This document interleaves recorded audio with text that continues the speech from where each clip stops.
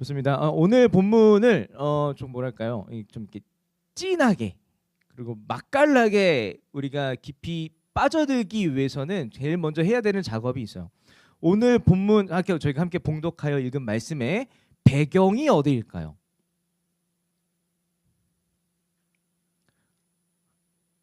혹시 여러분 넋을 놓고 읽으셨군요. 자, 맞아요. 오늘 말씀의 배경은요, 바다예요, 바다. 그래서 오늘 이 본문을 맛깔나게 이해하고 누리기 위해서는 우리가 이 바다라고 하는 배경에 대해서는 생각해보고 바다라고 하는 그 배경에 가지고 있는 의미들 좀 정리를 해볼 필요가 있어요. 여러분들이 여러분 바다 갑시다 하면 여러분들은 당장 이 바다라는 단어를 듣고 무슨 생각과 무슨 느낌을 갖습니까? 바다 갑시다. 네. 어떤 사람들은요, 이 바다라는 이야기를 듣고 나서 휴가인가? 바캉스? 쉼과 안식인가? 라는 생각을 할 수도 있어요. 그리고 어떤 사람들은 이 바다를 보면서 무슨 생각하냐면 저기 저 바닷속에 수많은 물고기들을 보십시오. 풍요로움과 만선을 꿈꿀 수 있는 풍성함을 생각할 수도 있습니다. 누군가는요, 이런 생각하기도 해요. 제 마음이 이 간장종지처럼 좁아서 저는 태평양같이 거대한 마음을 갖고 싶어요. 그러니까 바다를 보고 넉넉하고 자유로운 그 마음을 생각하는 사람들도 있을 것입니다. 저 같은 경우는요, 이 바다라는 딱 드는 단어를 들으면 무슨 생각이 드냐면 저는 수영을 못하기 때문에 바다 딱 듣는다. 지금 바다 가자는 건 나를 빠뜨리고 던지겠다는 얘기인가? 라고 하는 공포와 두려움부터 일어난다는 것이죠. 그러니까 사람들마다 이 바다에 대한 이미지가 너무나 다르지만 저는 오늘날 이 시대를 관통하고 있는 바다에 대한 이미지를 너무나 잘 드러내고 있는 한 편의 시를 여러분들에게 읽어드리기 원합니다. 네, 박희도 시인의 망망대해라고 하는 시예요. 제가 읽겠습니다. 넘실거리는 파도에 몸 맡기고 이리저리 떠밀려오다 보니 이 기약 없는 바다 한가운데에 덩그러니 놓아졌다. 햇빛은 내리쬐고 주변에 아무것도 없는데 어디로 가야 할지 몰라 줄곧 떠다니기만 하였다. 모두 이 망망대해에서 여기가 어디인지 어떻게 알고 자신감 있게 저어나갈 수 있는 것일까? 어디를 향해 저리 알고 서두르는 것일까? 두려워 돌아갈 수도 없고 모르겠다고 멈춰 있을 수도 없었다.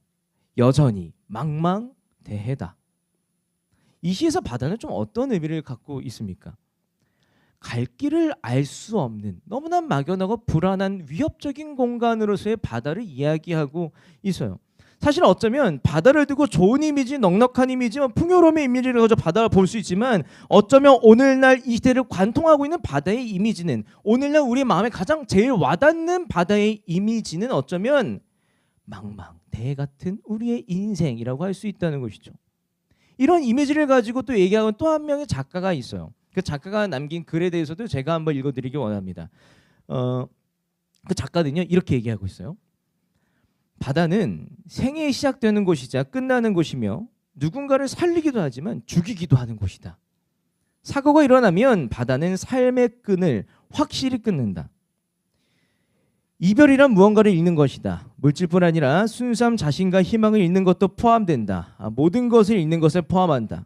이별은 항상 우리 자신이 약하고 아무것도 할 수 없다고 느끼게 한다. 우리는 이별을 경험하면 더 이상 우리가 있을 것과 우리가 가려고 하는 목적지가 어디인지도 알 수 없는 채 방황한다. 살다 보면 이런 일은 바다에 파도가 치는 것만큼이나 일상적으로 일어난다. 무엇을 말합니까? 인생이라는 바다는요, 끊임없이 불안하게 하고 끊임없이 뒤흔들고 끊임없이 우리를 어떻게든 꺾어내려고 한다는 것이죠. 우리는 망망대해에 의해 조난당한 것 같습니다라고 하는 이 시인과 이 작가의 말에 여러분들은 공감이 가십니까? 얼마나 공감이 가십니까? 망망대해 위에서요, 조난당한 것과 같이 갈 바를 알지 못하는 것이 우리의 인생과 같다면 우리는 그 망망대해를 도대체 어떻게 헤쳐나갈 필요가 있겠습니까? 또 풍랑이 있는 인생이나 거친 바다에 엎친 데 덮치는 인생 가운데 가장 먼저 흔들리는 것이 무엇이겠습니까? 단언코요, 믿음이라고 말할 수 있어요. 특별히 그리스도인들이 불안하고 흔들리며 꺾이는 순간 무엇이 가장 먼저 위협을 받습니까? 믿음입니다. 인생이라는 거친 바다로 나가는 여러분들은 고난을 마주할 때 여러분들의 믿음을 어떻게 지키시겠습니까? 여러분들의 믿음은 애초에 안전하십니까? 여러분들의 믿음이 여전히 굳건하십니까? 오늘은요, 여러분들과 거친 삶 가운데에서 믿음을 지킨다는 것에 대해서 나누기 원해요. 믿음을 지킨다는 것에서 여러분들이 나누기 원합니다. 오늘 본문은요, 우리와 같이 망망대해의 거친 바다 속에서 사투를 벌이는 제자들의 이야기입니다. 예수님의 제자들은요, 이 제자를 자청하면서 예수님께 기대기만 하면 나 또한 또 엄청난 부귀영화를 누릴 수 있겠구나라고 하는 헛된 꿈과 희망을 품고 예수님을 쫓아다녔어요. 그리고 그런 제자들이 배를 타고 예수님 없이 망망대해 바다로 나아가기 시작하는 것입니다. 그런데 문제가 생겨요. 제자들이 탄 배가요, 거친 풍랑을 마주하고 있는 거예요. 그런데 더 큰 문제가 있어요. 제자들은요, 사역하느라 그 풍랑을 마주할 에너지가 없었다라는 거예요. 근데 또 문제가 있어요. 뭐냐면 그들이 거친 풍랑을 마주한 시간은요, 사고가 났을 때 그 누구도 구해줄 수 없었던 새벽 시간이었다라는 거예요. 그런데 더 문제가 생겨요. 아니, 이렇게 힘들어 죽겠는데 저기 좀 멀리 바다에서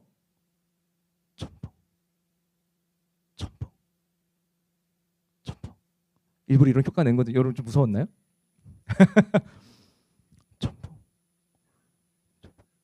그만할까요? 알겠어요. 교회인데 걸어온다는 거예요. 근데 그걸 보고 제자들이 멘탈이 나가버려요. 어떤 한 사람이 걸어오는 걸 보고 멘탈이 나가면서 유령이 닿으면 소리를 지르고 있는 거예요. 여러분, 오늘 본문 속의 제자들은 과연 이 엎친 데 덮친 격으로 마구잡이로 고난과 어려움에 닥치는 그 상황 속에서 믿음을 어떻게 지켰겠습니까? 그리고 우리는 그 제자들의 모습을 보면서 우리 믿음을 지키기 위해서 무엇을 하면 좋겠습니까? 그것을 위해서 여러분들과 세 가지를 나누기 원해요. 우리는 믿음을 지키려면 홀로 분리가 되어야 할 필요가 있어요. 두 번째, 우리는 믿음을 지키기 위해서 나다라고 말씀하시는 예수님을 볼 필요가 있고, 세 번째, 우리는 믿음을 지키기 위해서 주여하고 부를 필요가 있어요. 이거에 대한 얘기를 계속해서 나누기 원해요. 우리는 믿음을 지키기 위해서 첫 번째로 홀로 있어야 합니다. 마태복음 14장 22절에서 23절 말씀을요, 함께 읽겠습니다. 시작. 예수께서는 곧 제자들을 재촉하여 배에 태워서 자기보다 먼저 건너편으로 가게 하시고 그 동안에 무리를 헤쳐 보내셨다. 무리를 헤쳐 보내신 뒤에 예수께서는 따로 기도하시려고 산에 올라가셨다. 날이 이미 저물었을 때 예수께서는 홀로 거기에 계셨다. 아멘. 이제 저는 오늘부로 이 본문이 여러분들에게 선명하게 새겨지길 원해요. 근데 오늘 본문을 더욱더 구체적으로 명확하게 이해하려면 여러분들이 일단 오병이어 사건부터 생각해 볼 필요가 있어요. 오병이어 사건부터 이해해야 할 필요가 있어요. 예수님께서는요, 이 제자들과 두루 다니면서 사역을 많이 하셨어요. 그리고 엄청나게 성공적인 사역들을 해내셨습니다. 근데 중요한 거는 예수님이 성공적인 사역들 가운데서도 최고봉이라고 꼽힐 수 있는 사건이 하나 있는데 뭐냐면 오병이어라고 하는 사건이었어요.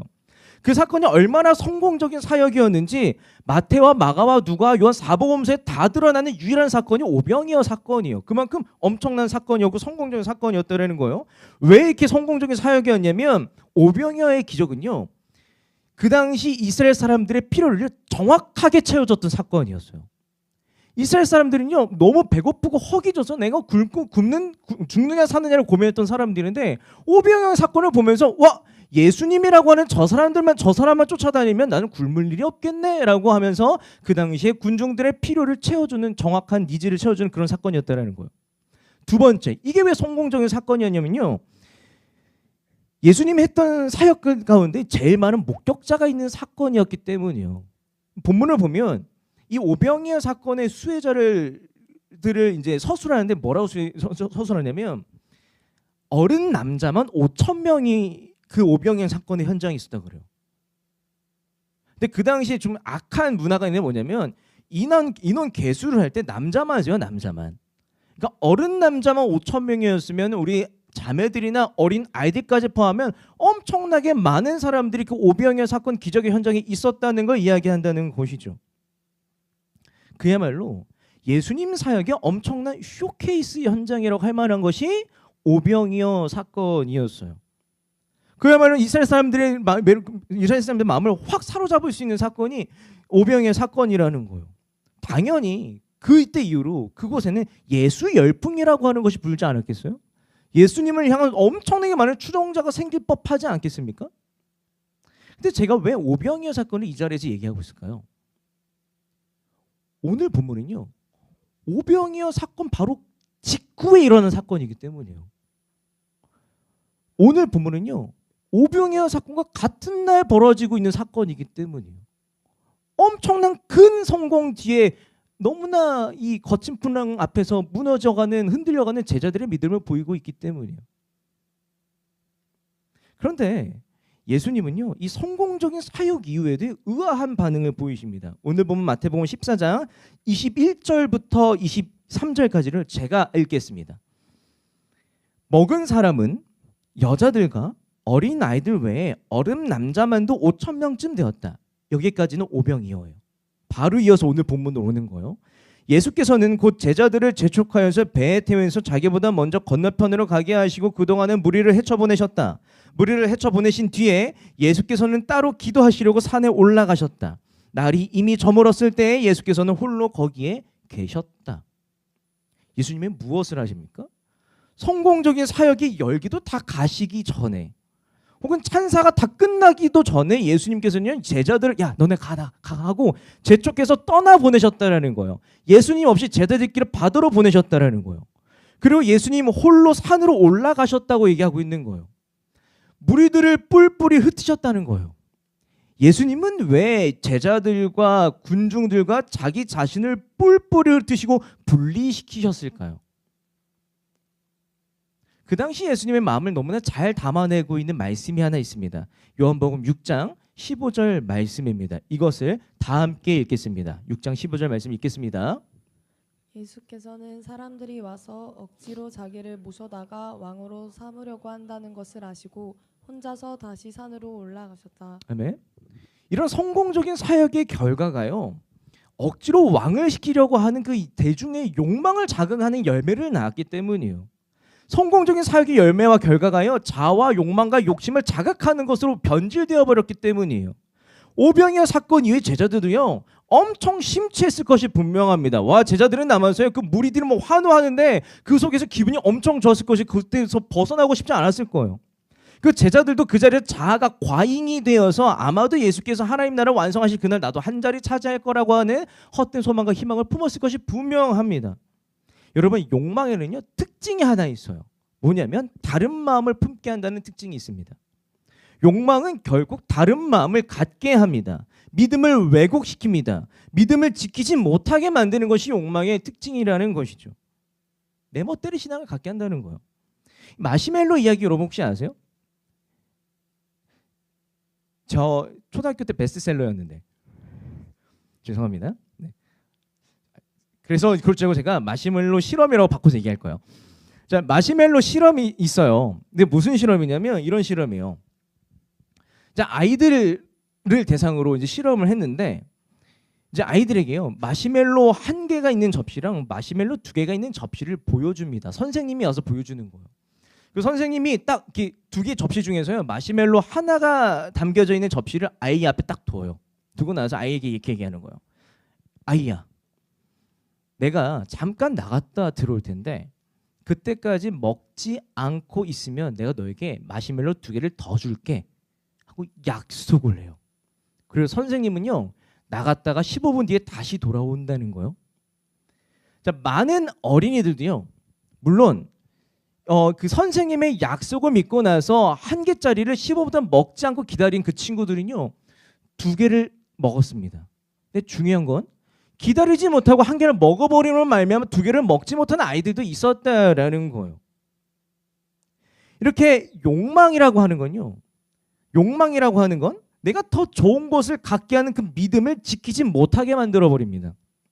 이런 의미에서 예수님은 욕망과 욕심으로 그득그득해져서 왜곡되고 삐뚤어기 직전인 이 제자들, 혹은 더 좋은 것을 받기 직전인데 그 욕망 때문에 그 놓치기 직전인 그 제자들을요 예수님은요 도와주고 또 구해줄 필요가 있었어요.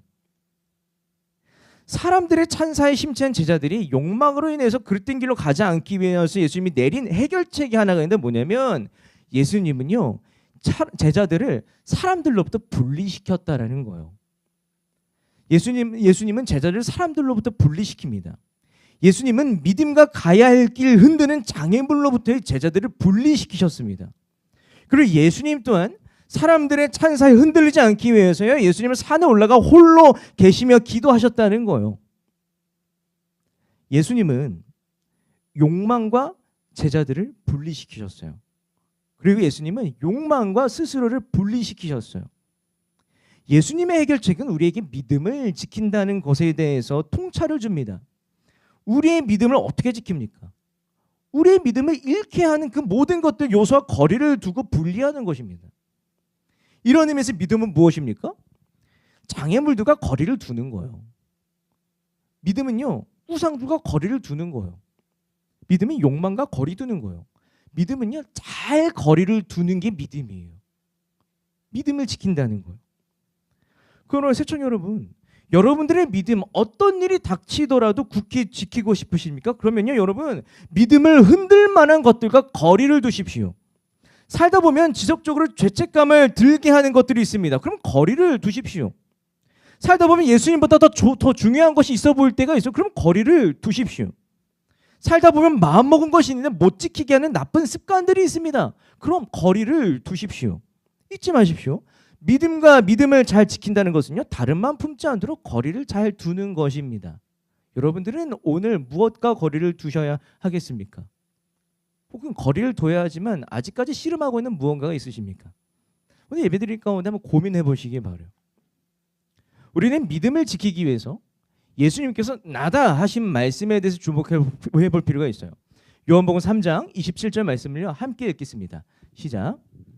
곧 그들에게 말씀하셨다. 안심하여라. 나다. 두려워하지 말아라. 아멘.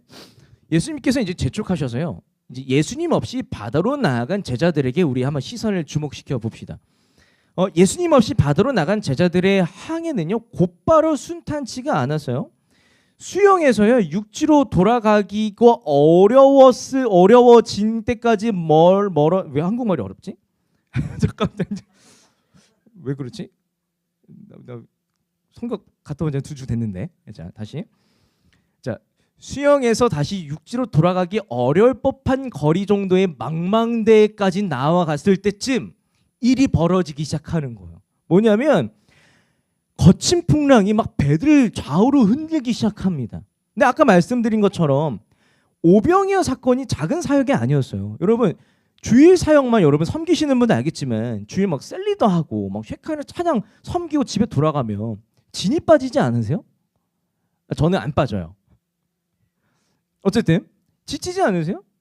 근데 제자들은요, 남자만 5,000명인 사람들을 그 군중을 대상 사역을 하고 배를 탔다고요. 그런 상황에서 조그만 배인데 거친 풍랑을 마주했는데 그런 풍랑을 이겨낼 힘과 에너지가 재간이 있었겠습니까? 근데 그 풍랑이 얼마나 셌는지 제자들이 상당히 전문직들이에요, 여러분. 이게 세무 관련해서도 은사가 있는 사람들이 있었고, 중요한 건 그 배 안에는요, 평생 어업만 하고 배 타고 있던 사람이 최소 4명은 있었다라는 거예요. 그 4명조차도 어쩔 뻔 모르는 거친 풍랑을 마주했다라는 거예요. 나의 인생의 기술과 능력과 노하우까지 무력화시킬 만큼 강력한 거친 풍랑을 마주했다라는 거예요. 더 큰 문제는 그들이 만약에 바다에 빠져요. 구해줄 사람이 없는 새벽에 다 자고 있는데 어떻게 구해줍니까? 그런데 더 큰 문제는 저 멀리서 무슨 일이 벌어진다고요? 첨벙 첨벙 첨벙 첨벙 왔다고요. 그 당시 제자들은요, 멘탈에 나가고 패닉에 빠져버렸을 것이 분명합니다. 오늘 본문은 뭐라고 얘기하냐면 이렇게 얘기하고 있어요. 여러분 무서워서 소리 질러 보신 적 있으세요? 맞아요. 제자들이 소리를 질렀다고 말할 정도 제자들은 패닉 상태에 빠져 있었던 것이 그 당시 제자들의 모습이었어요. 근데 감사한 건요, 멀리서 걸어오신 분 누구예요? 예수님이셨어요. 예수님께서 패닉 상태, 예수님 없이 항해를 하다 패닉 상태에 빠져버린 그 제자들을 보고요, 안심시키고 달래시기 위해서 말씀을 하십니다. 안심하여라. 나다. 두려워하지 말아라. 그런데 패닉에 빠진 제자들을 안심시킨 예수님의 말씀이 좀 재미있습니다. 뭐냐면 예수님께서 다른 말씀 안 하시고요, 안심시키기 위해서 바다가 이렇게 설명도 안 하시고 나다. 이 한마디로 안심시키려고 하셨다는 게 저는 너무 재밌더라고요. 재밌습니다. 이 나다 말씀하시고 끝나기 때문인데 제자들은요, 예수님의 이 나다라고 하는 한마디의 시선을 똑바로 예수님께 고정하여서 봅니다. 그리고 예수님을 고정하여 보면서 안심과 안정과 평안을 되찾았다는 것이죠. 제자들은 두려움 가운데 예수님께 시선을 고정함으로 말미암아 제자리를 찾았습니다. 근데 제자들 중에서도요, 베드로는요 특히 안정과 평안을 되찾았던 사람인 것 같아요. 예수님께 시선을 두고 얼마나 편안했는지 베드로도 물 위에 계시는 예수님을 보고 나서 저는 베드로 인생을 레포츠 하듯이 사는 사람인 것 같다는 생각 가끔씩 해요. 물 위에 계신 예수님을 보고 나서 예수님 저도 한번 해보면 안 돼요? 라고 얘기를 했다라는 거예요. 베드로는 예수님을 바라보며 말합니다. 저도 물 위를 걷게 하여 주시옵소서. 그리고 예수님을 바라보면서요 물 위를 걸어갑니다. 예수님께 나아갑니다. 그리고 베드로 이렇게 봤을 때는요 베드로의 믿음이 참 좋아 보이지 않습니까? 그런데 그 순간에 거센 바람 한번 딱 불자마자 무슨 일이 벌어져요? 드럼에 빠진 베드로가 물에 빠져버려. 베드로는 거센 바람에 예수님께 눈을 떼어버리는 실책을 하고 만 것이죠.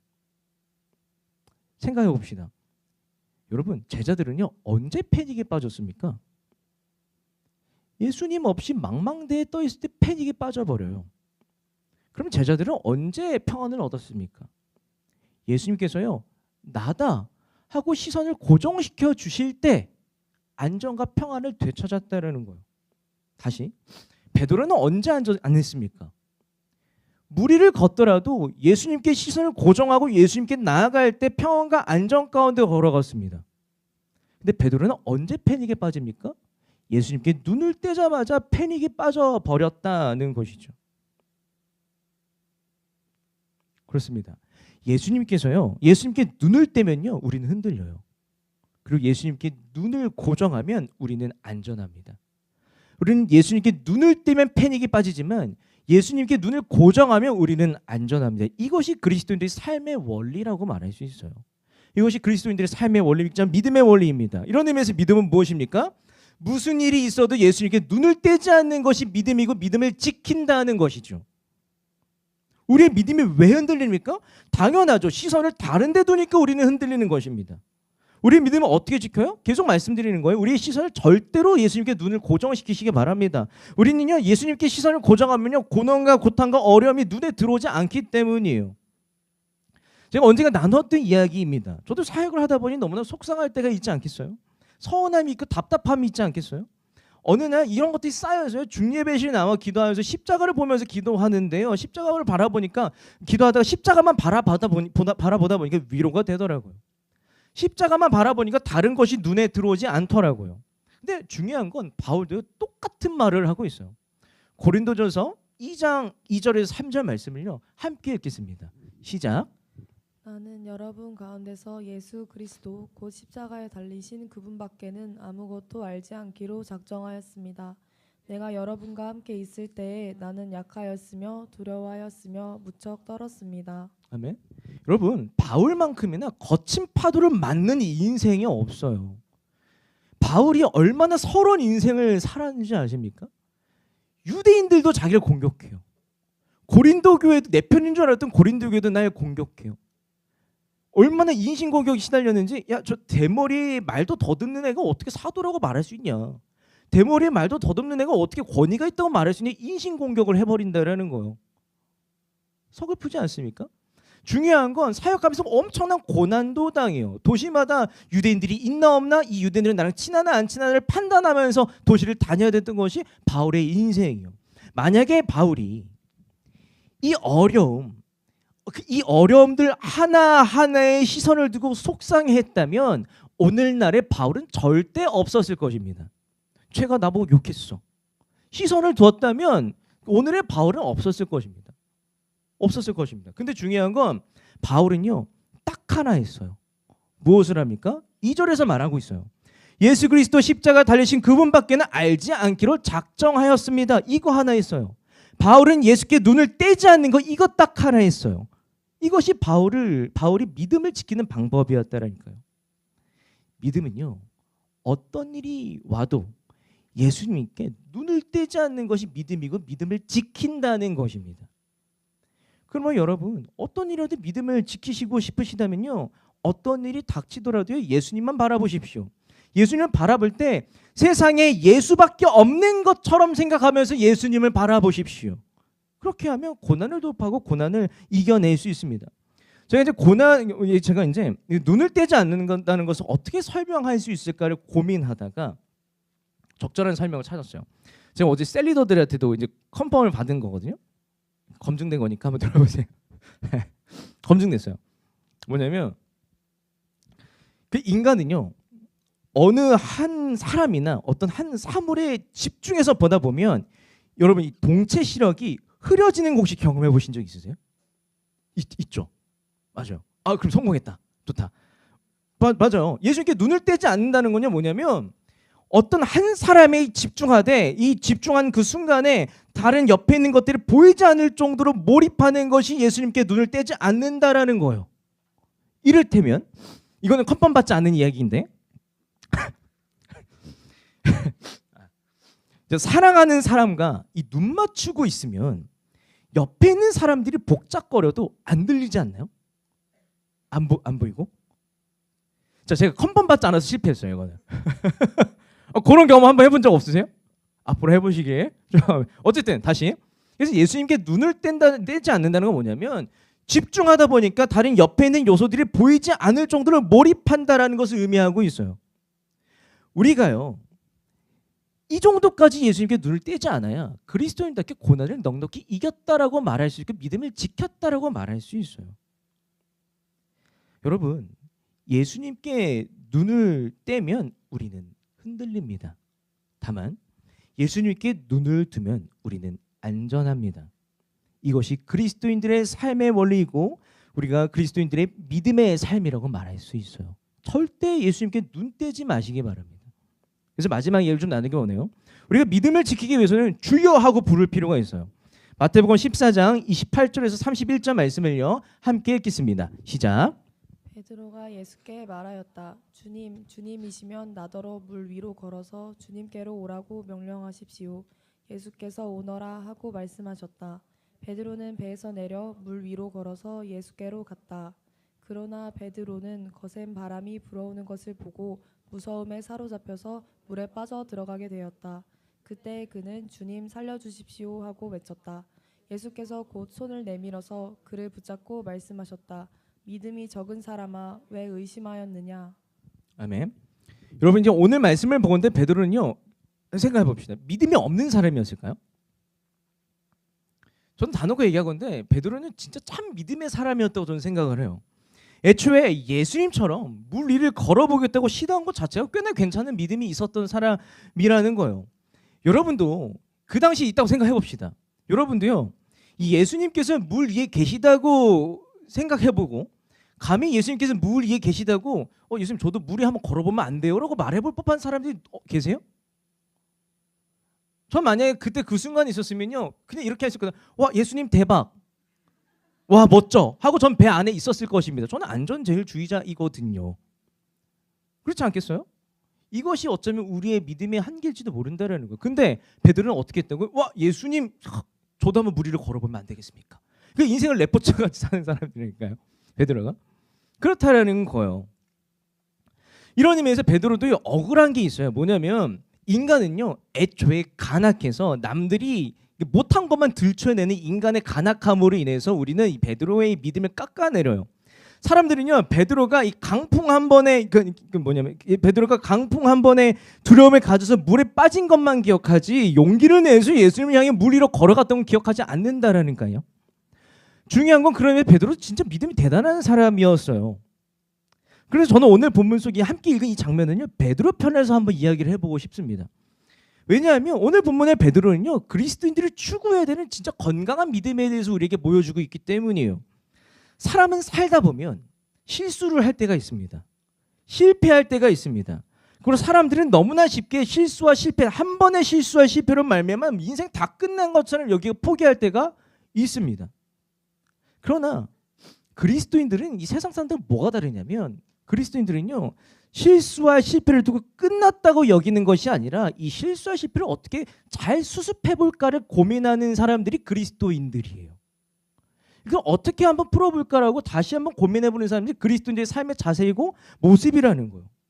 베드로를 이러한 관점에서 볼 필요가 있다는 것이죠. 베드로는 처음에는요 이 믿음을 가지고 예수님만 똑바로 보면서 물 위를 바다 위를 걷습니다. 그러나 베드로는 거센 강풍에 믿음을 잃어버리고 바다에 빠집니다. 여기서 베드로는 여러 가지 수습책이 있었을 거예요.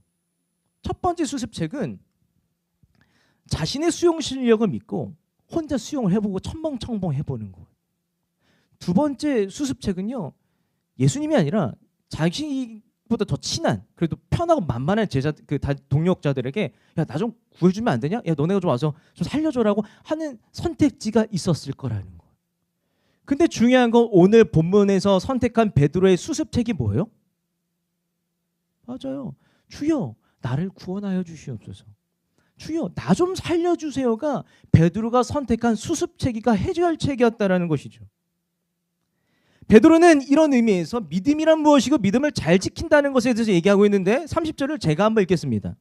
그러나 베드로는 거센 바람이 불어오는 것을 보고 무서움에 사로잡혀서 물에 빠져 들어가게 되었다. 그때 그는 주님 살려주십시오 하고 외쳤다.